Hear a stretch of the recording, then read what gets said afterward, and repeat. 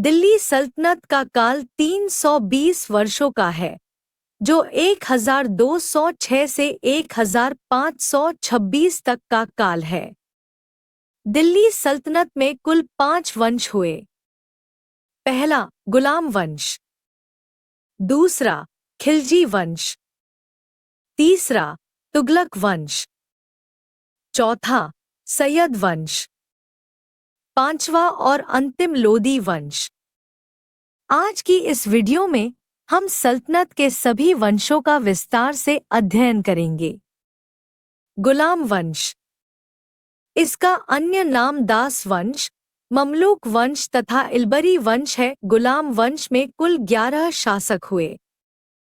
गुलाम वंश का संस्थापक व पहला शासक कुतुबुद्दीन ऐबक था।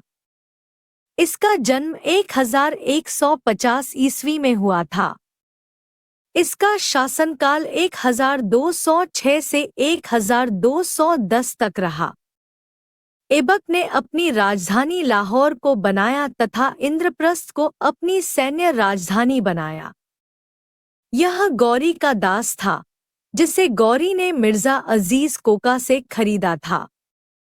गौरी ने शुरुआत में ऐबक को अमीर-ए-अखूर का पद दिया था।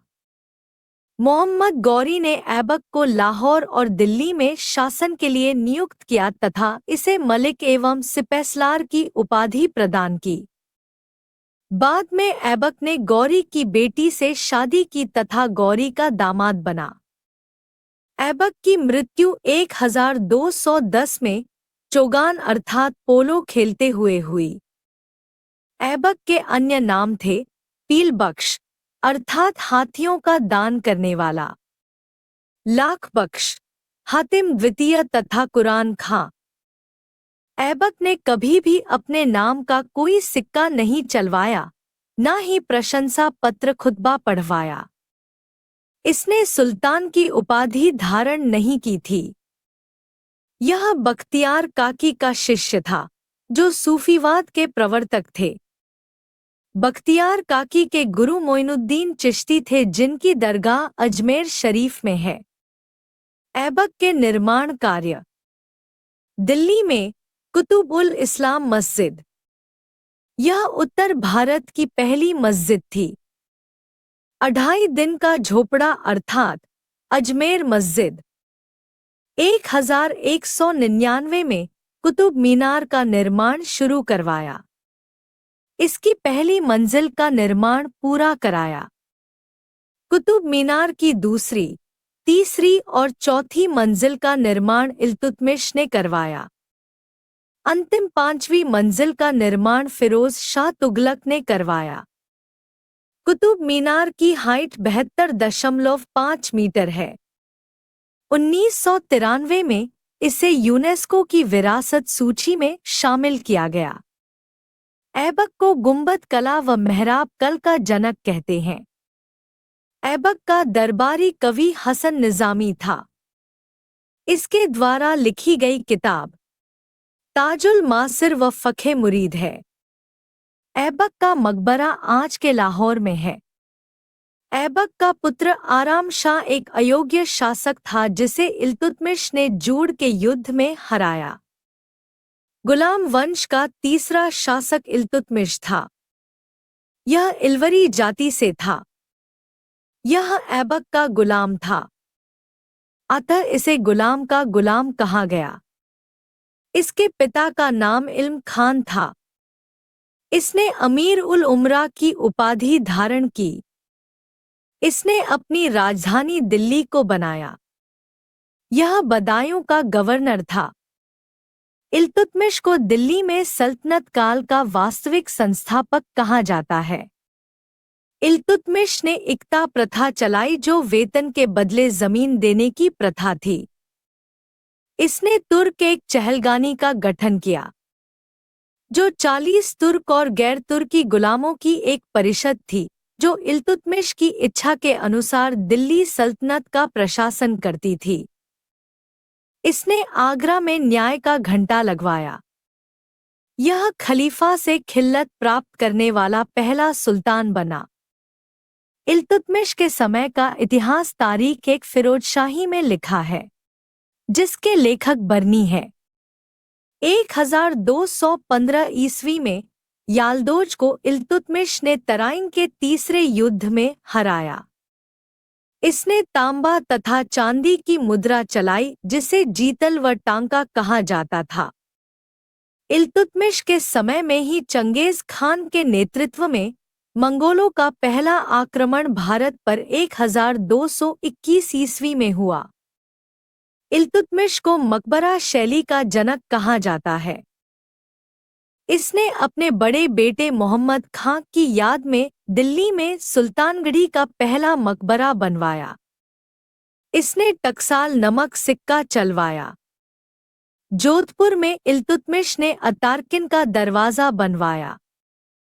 इल्तुतमिश ने 1225-26 में बंगाल और बिहार को जीता तथा अलाउद्दीन जानी को सूबेदार नियुक्त किया। इल्तुतमिश की मृत्यु के बाद उसका दूसरा बेटा रुकनुद्दीन फिरोज गद्दी पर बैठा, जो एक अयोग्य आलसी शासक था। इसका शासनकाल सिर्फ 7 महीने का था। इसकी मां का नाम शाह तुर्कान था, जो इल्तुतमिश की विधवा और एक चरित्रहीन औरत थी।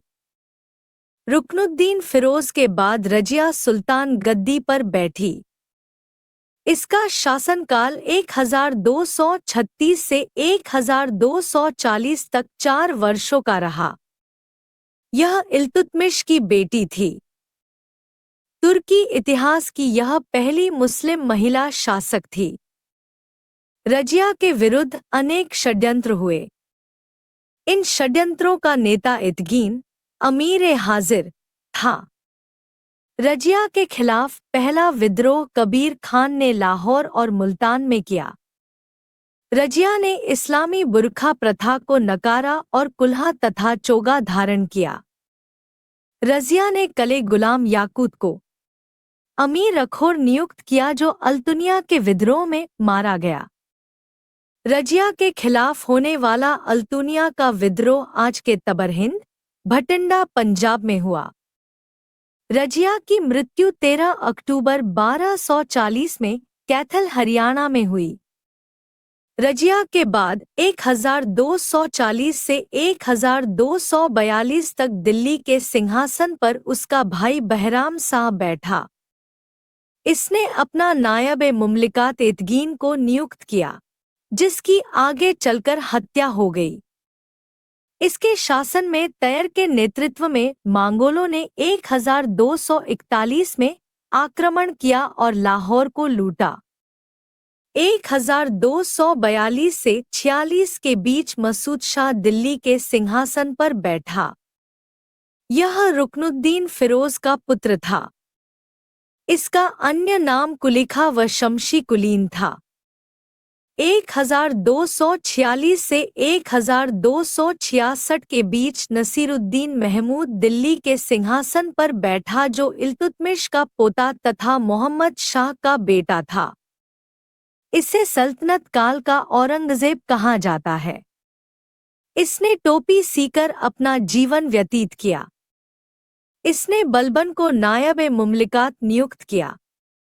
महमूद बलबन का दामाद था। महमूद की मृत्यु के साथ ही शमसी वंश तथा प्रथम इलवरी वंश का खात्मा हुआ। बलबन के शासनकाल को द्वितीय इलवरी वंश की शुरुआत माना जाता है। इसका शासनकाल 1266 से 1287 तक रहा। इसका पूरा नाम गयासुद्दीन बलबन था तथा यह इल्तुतमिश का गुलाम था। इसका वास्तविक नाम बहाउद्दीन था।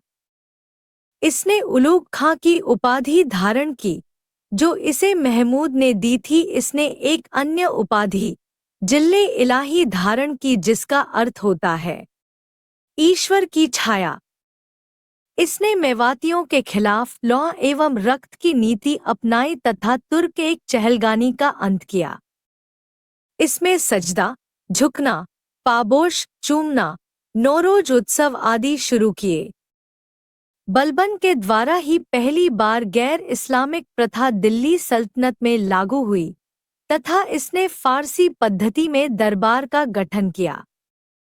सैनिकों के लिए नगद वेतन की व्यवस्था की तथा सैनिकों के 2 विभाग बनाए, एक गुप्तचर विभाग जिसे बरीदे मुमालिक कहा जाता था, दूसरा सैन्य विभाग जिसे दीवान-ए अर्ज कहा जाता था। बलबन ने न्याय विभाग की स्थापना की। इसके समय 1279 तथा 1285 में मंगलों के आक्रमण हुए। 1279 में बंगाल में विद्रोह तुगरिल खान ने किया। बलबन का पुत्र बुगरा खां था। बलबन के पोते कैकुवाद ने किलोखरी का किला बनवाया। कैमूर्स शमसुद्दीन द्वितीय गुलाम वंश का अंतिम शासक था। दिल्ली सल्तनत का दूसरा वंश खिलजी वंश था, जिसका कार्यकाल 1290 से 1320 तक 30 वर्षों के लिए रहा। यह सबसे कम कार्यकाल वाला वंश था। खिलजी वंश का संस्थापक जलालुद्दीन खिलजी था। यह एक उदार शासक था जिसने शाइस्ता खां की उपाधि धारण की, जो इसे कैकुबाद ने दी थी। यह सल्तनत काल का सबसे बुजुर्ग शासक था। इसी के समय कड़ा मानिकपुर में मलिक छज्जू ने विद्रोह किया था। इसकी बेटी का नाम मेहरुन्निसा था, जो अलाउद्दीन खिलजी की पहली व प्रिय पत्नी थी। 1292 में मंगोलों का आक्रमण जलालुद्दीन के समय में हुआ। इसके 2 बेटे थे, इब्राहिम खान ए खाना और अरकली खान। इसने अपने भतीजे अलाउद्दीन खिलजी को कड़ा का जागीरदार बनाया। जलालुद्दीन खिलजी के प्रमुख दरबारी अमीर खुसरो थे। इसे तोता-ए-हिंद या भारत का तोता कहा जाता है। हसन दहलवी दरबारी लेखक था। इसके द्वारा लिखी गई किताब तुगलकनामा, आशिक उल अनवर आदि हैं। अमीर खुसरो के गुरु निजामुद्दीन औलिया थे, जिन्होंने 7 सुल्तानों का दरबार देखा था। अमीर खुसरो खड़ी हिंदी बोली का प्रयोग करते थे तथा सितार, तबला के जनक कहे जाते हैं। वर्ष 1296 में अलाउद्दीन ने देवगिरी का अभियान किया तथा वहां से आने के बाद जलालुद्दीन की हत्या करवाई। खिलजी वंश का दूसरा शासक अलाउद्दीन खिलजी था। इसका शासन 1296 से 1316 तक रहा। इसके बचपन का नाम अली गुरसस्प था। इसे अन्य नाम से भी जाना जाता है, द्वितीय सिकंदर, सिकंदर ए शानी, युग का विजेता तथा अमीर उल मोमदीन। इसका राज्य अभिषेक दिल्ली के लाल महल में हुआ। अलाउद्दीन खिलजी के 4 प्रमुख सेनापति थे जिन्होंने विजय अभियान चलाए। 1. उगल खान, उत्तर भारत पर विजय प्राप्त की। 2. नुसरत खान, उत्तर भारत पर विजय। 3. मलिक कफूर, दक्षिण भारत पर विजय। 4. जफर खान, मंगोलों पर विजय। उत्तर भारत विजय। गुजरात अभियान 1297 से 98 राजा कर्णदेव को हराया व उनकी पत्नी कमला देवी से शादी की। यहाँ से ही मालिक कफूर 1000 दिनारी को खरीदा था। रणथंबोर का अभियान 1301। इस युद्ध में अलाउद्दीन खिलजी ने हम्मीर चौहान को हराया तथा उसकी पत्नी रंग देवी ने जौहर कर लिया। चित्तौड़ का अभियान 1303 में राणा रतन सिंह के विरुद्ध हुआ। उनकी पहली पत्नी का नाम नागमती तथा दूसरी पत्नी का नाम पद्मावती या पद्मिनी था। इन्हीं के ऊपर मलिक मोहम्मद जायसी ने सुप्रसिद्ध पुस्तक पद्मावत लिखी। राणा रतन सिंह के 2 प्रमुख सेनापति गोरा और बादल थे, जिन्होंने बड़ी वीरता के साथ युद्ध लड़ा, परंतु इस युद्ध में राणा रतन सिंह की धोखे से पराजय व मृत्यु हुई। इसके बाद पद्मिनी तथा चित्तौड़ की लगभग 16,000 स्त्रियों ने एक साथ जोहर किया। मालवा का अभियान 1305 में महलक देव के विरुद्ध हुआ, जिसमें वो हार गए थे। दक्षिण भारत पर विजय। दक्षिण भारत पर विजय का श्रेय मलिक कफूर को जाता है।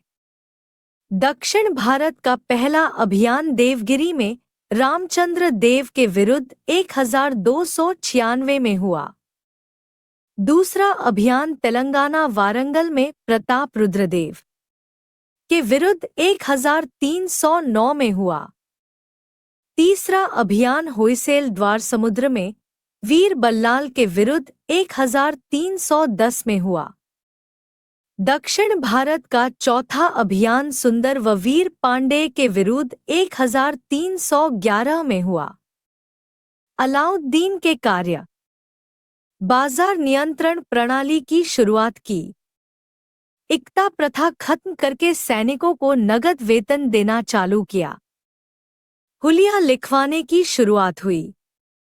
घोड़ा दागने की प्रथा की शुरुआत हुई।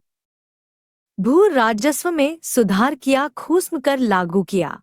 जो लूट की राशि पर लगाया जाता था, लूट का 4/5 भूमिदान देना शुरू किया, जिसे खालसा कहा गया।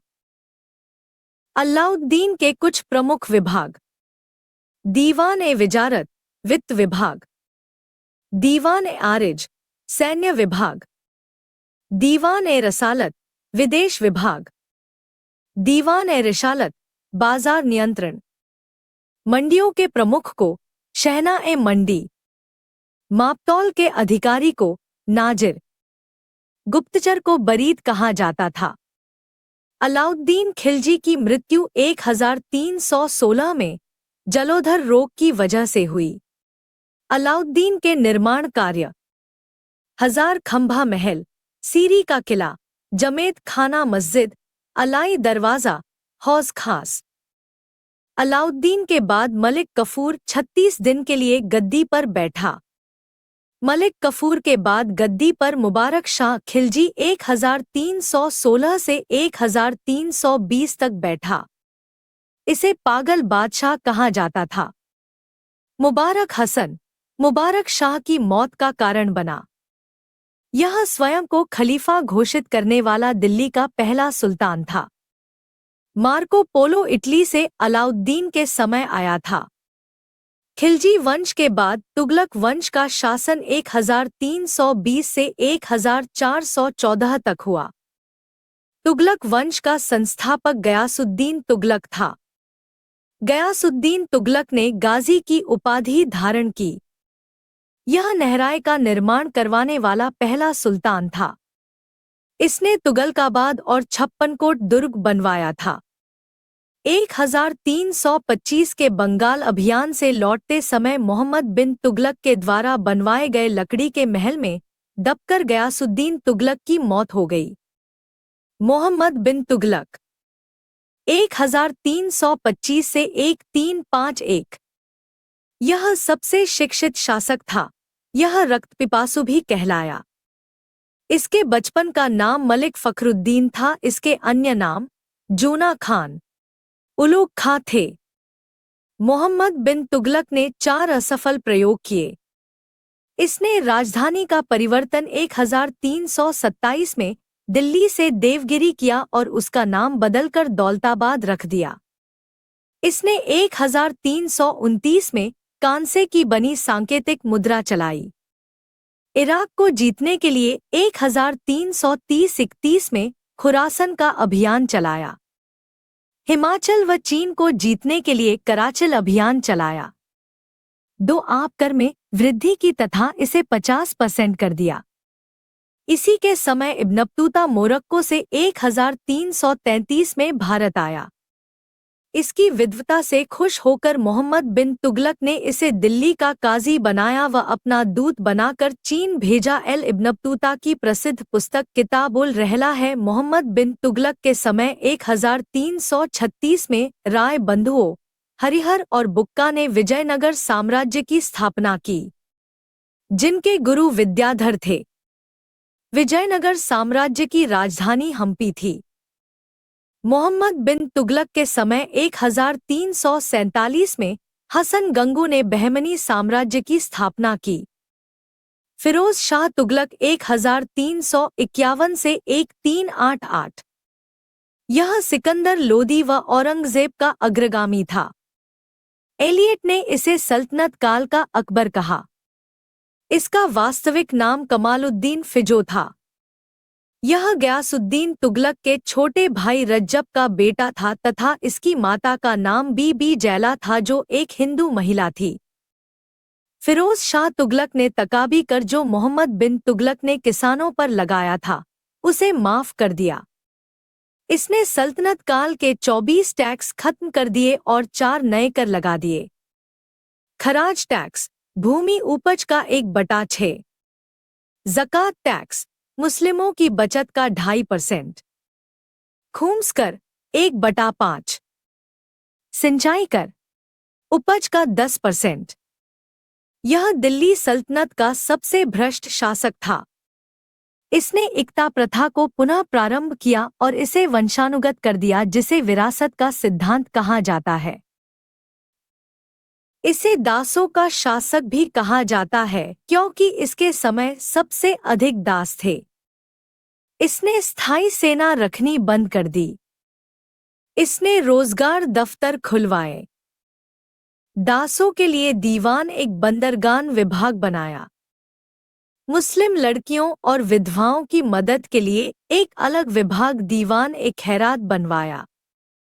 वृद्धों की पेंशन के लिए दीवान ए इस्तिहाक बनवाया। लोक शिकायतों के लिए दीवान ए रिसालत बनवाया। इसने भित्ति चित्रकारी बंद करवा दी।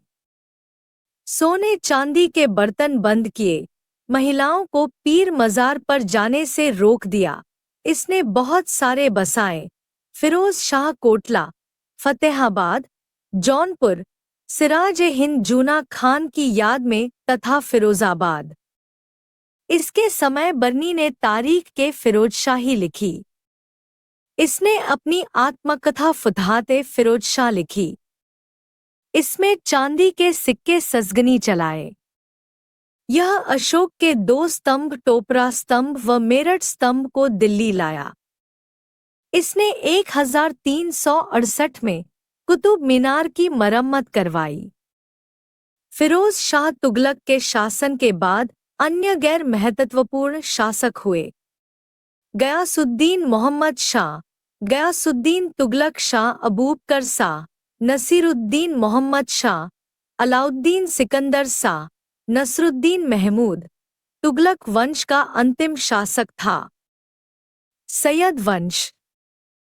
सैयद वंश का संस्थापक खिज़्र खान था जो तुगलक वंश का एक सैनिक था। इसका शासन 1414 से 1421 तक रहा। मुबारक शाह ने 1421 से 1434 तक शासन किया। मोहम्मद शाह ने 1434 से 45 तक शासन किया। आलम शाह ने 1445 से 1451 तक शासन किया। यह सैयद वंश का अंतिम शासक था जो दिल्ली छोड़कर बदायूं चला गया था। तारीख़-ए-मुबारकशाही का लेखक याहिया बिन सरहिंद था। दिल्ली सल्तनत का अंतिम वंश लोदी वंश था जो 1451 से 1526 तक पानीपत के तीसरे युद्ध तक चला। यह दिल्ली में प्रथम अफगान वंश था जो गिलजाई जाति से संबंधित था। लोदी वंश का संस्थापक बहलोल लोदी था जिसने 1451 से 1489 तक 38 वर्षों तक शासन किया। दिल्ली सल्तनत में यह सबसे लंबा शासन करने वाला शासक था। इतिहास में यह दूसरा शासक था जो सिजेरियन से पैदा हुआ था। इससे पहले चंद्रगुप्त मौर्य का पुत्र बिंदुसार सिजेरियन से पैदा हुआ था। बलबन अपने साथ 3000 अफगान लेकर आया था जिसका नेतृत्व बहराम खां ने किया था। उसका उत्तराधिकारी मलिक काला हुआ तथा उसका उत्तराधिकारी बहलोल लोदी हुआ, जिसने दिल्ली में लोदी वंश की नींव रखी। यह एकमात्र शासक था जो दरी पर बैठकर शासन करता था। यह चाहता था कि इसका बड़ा बेटा बरबाक शाह गद्दी पर बैठे। बहलोल लोदी का 2 बार राज्य अभिषेक हुआ। बहलोल लोदी के अलावा औरंगजेब, फिरोज शाह तुगलक, शेरशाह सूरी, इब्राहिम लोदी तथा छत्रपति शिवाजी महाराज जी का 2 बार राज्य अभिषेक हुआ। बहलोल लोदी ने जौनपुर जाकर वहां के शासक हुसैन शाह सरकी को हराकर अपने बेटे बरबाक को वहां का गवर्नर बनाया। बहलोल लोदी के बाद उसका छोटा बेटा सिकंदर लोदी गद्दी पर बैठा, जिसने 1489 से 1517 तक शासन किया। इसने 1504 में आगरा शहर को बसाया, 1505 में कुतुब मीनार की मरम्मत करवाई तथा 1506 में आगरा को राजधानी बनाया। इसके द्वारा किए गए कुछ कार्य: इसने मुहर्रम पर ताजिया निकलना बंद करवा दिया, गंगा यमुना स्नान पर रोक लगा दी, मथुरा ज्वालामुखी का मंदिर तोड़ दिया तथा गजे सिकंदरी लागू किया। यह गुलरूखी शीर्षक से कविता लिखता था। इसी के समय भारतीय संगीत पर पहला फारसी ग्रंथ लज्जत-ए सिकंदर शाही लिखा गया। यह दाढ़ी नहीं रखता था। इसी के समय इसके वजीर मियां भूंइया ने मोठ मस्जिद दाल मस्जिद का निर्माण दिल्ली में करवाया। मियां भूंइया की रचना फारंग-ए सिकंदरी तथा तिब्बत-ए सिकंदरी है। 1517 में गले की बीमारी के कारण इसकी मृत्यु हो गई। इसका मकबरा दिल्ली में है। कबीर दास, गुरु नानक तथा राणा सांगा सिकंदर लोदी के समकालीन प्रसिद्ध व्यक्ति थे। इब्राहिम लोदी ने 1517 से 1526 तक शासन किया। यह दिल्ली सल्तनत का अंतिम शासक था। इसने 1518 में खतौली का युद्ध राणा सांगा के विरुद्ध लड़ा जो अनिर्णायक रहा। बाबर दौलत खान लोधी के आमंत्रण पर भारत आया था। दौलत खान लोधी उस समय के प्रमुख अफगान सरदारों में से एक था और उसने इब्राहिम लोदी के खिलाफ अपनी असंतोष और नाराजगी के चलते बाबर से मदद की गुहार लगाई। इब्राहिम लोदी ने पानीपत का तीसरा युद्ध 21 अप्रैल 1526 में बाबर के खिलाफ लड़ा, जिसमें इसकी पराजय हुई तथा इसी के साथ लोदी वंश तथा दिल्ली सल्तनत का अंत हुआ और भारत में मुगल साम्राज्य की नींव पड़ी। यह युद्ध भूमि में मर जाने वाला पहला शासक था। अगर आपको ये वीडियो पसंद आई हो तो वीडियो को लाइक करें और चैनल को सब्सक्राइब करें ताकि आगे आने वाली वीडियो आपको सबसे पहले मिले। Bye bye, thank you.